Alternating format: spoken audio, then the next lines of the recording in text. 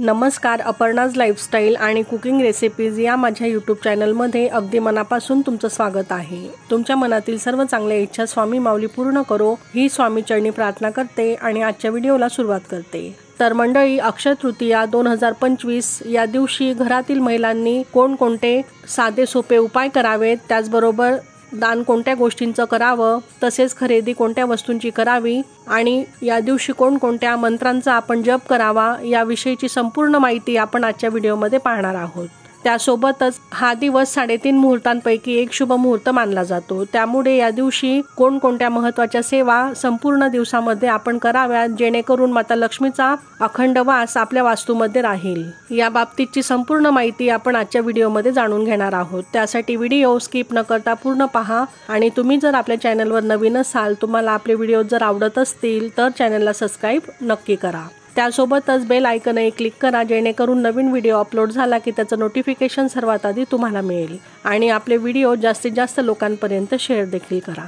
तर मंडळी, संसारातील सर्व गोष्टी या विनाशकारी आहेत। जे देह आणि त्याने केलेल्या कार्याचे फळ देखील नश्वर अर्थात नष्ट होणारं आहे। तर या नश्वर जगामध्ये काहीही स्थायी नाही, परंतु आजच्या परंपरेमध्ये किंवा आजच्या दिवसांमध्ये असा एक दिवस येतो जेव्हा आपण केलेल्या साधना किंवा कर्म हे अक्षय फळ देणारी असतात, सदा सर्वदा त्या स्थायी राहतात। तर हा शुभ दिवस म्हणजे अक्षय तृतीया। अक्षय अर्थातच कधीही क्षय न होणारे। या दिवशी केलेली साधना, दान, सत्कर्म, दुष्कर्म अक्षय सदा सर्वदा फळ प्रदान करतात। म्हणून या दिवशी चुकून देखील अशुभ कर्म करणे टाळावं। अक्षय तृतीयेचा संपूर्ण दिवस देव आराधना, पूजा अर्चा, दान आणि धार्मिकरित्या व्यतीत आपण करावा।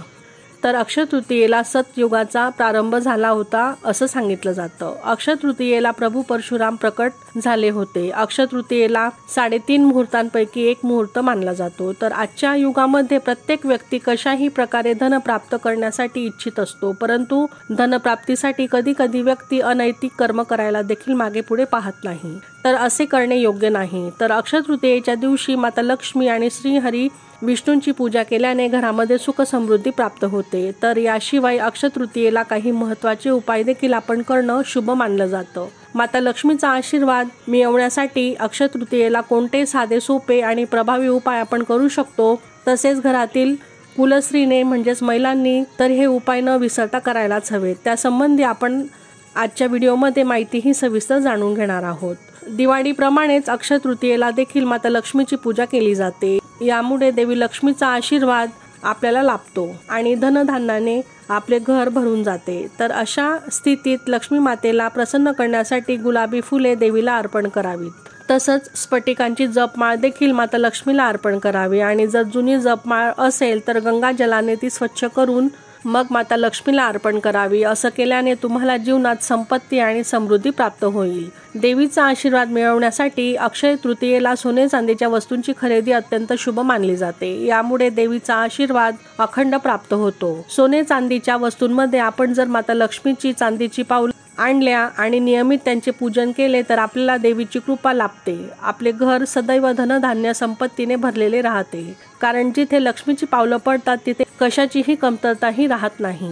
तर अक्षय तृतीयेच्या दिवशी माता लक्ष्मीला केशर आणि हळद मिश्रित दुधाने अभिषेक करावा आणि विधिवत माता लक्ष्मीची पूजाही करावी। असं केल्याने आपल्या आर्थिक समस्या दूर होतात। याशिवाय पूजेच्या ठिकाणी एकाक्षी नारळाचा प्रभावी उपाय केल्याने माता लक्ष्मीचा अखंड आशीर्वाद आपल्याला प्राप्त होतो। तर अक्षय तृतीयेला एकाक्षी नारळ लाल कापडामध्ये बांधून ते आपण स्थापित करावं। तर व्यापारी वर्गातील लोकांनी हा एकाक्षी नारळाचा उपाय आवर्जून करावा। नारळ आपल्या तिजोरीत ठेवावे। अक्षय तृतीयेच्या दिवशी तुम्ही सोने खरेदी करू शकत नसाल तर तुम्ही कवड्या अवश्य खरेदी कराव्यात। या दिवशी 11, 21 किंवा 9, 7 अशा कवड्या लाल कापडामध्ये पूजास्थानी बांधून त्या आपण ठेवाव्यात, पूजे ठिकाणी आपण ठेवाव्यात। यामुळे माता लक्ष्मी प्रसन्न होऊन त्यांचा वरदहस्त कायम आपल्यावर राहतो, कारण माता लक्ष्मीला कवड्या अतिशय प्रिय आहेत आणि कवड्यांमुळे माता लक्ष्मी आपल्या घराकडे आकर्षित होत असतात, कारण माता लक्ष्मीप्रमाणेच कवड्या ही समुद्रातून जन्म घेत असतात। त्यानंतर दुसऱ्या दिवशी तुम्ही पैसे ठेवतात त्या ठिकाणी लाल कापडात बांधून त्या कवड्या ठेवाव्यात। अशा प्रकारे देवी प्रसन्न होते आणि सर्व प्रकारच्या आर्थिक समस्या दूर होतात। त्याचबरोबर अक्षय तृतीयेच्या दिवशी 7 गोमती चक्र ही पूजेमध्ये आपण ठेवावीत। नंतर महालक्ष्मी यंत्राची स्थापना करावी। त्यानंतर 7 प्रकारच्या तेलांचे दिवे लावायचे आहेत। आपल्या जीवनातील अडचणी दूर करायच्या असतील तर माता लक्ष्मीच्या मंदिरात